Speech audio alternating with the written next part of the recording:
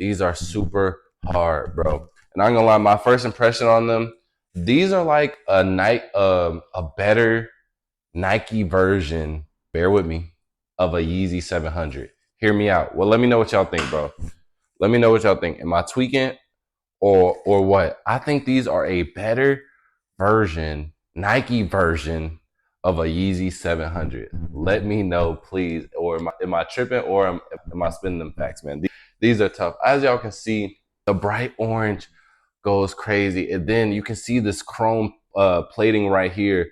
It's shining. I'm gonna have to do the close up early because the details are amazing, bro. Look at that chrome right here. Then you have the Nike swoosh in the middle with this kind of like, I thought it was mesh, but it's not.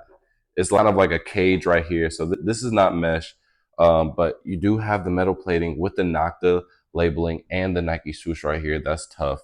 Then again, all the chrome is tough. I'm a sucker for the chrome. Look, you can see the reflection. That's that's crazy. What does it say right here?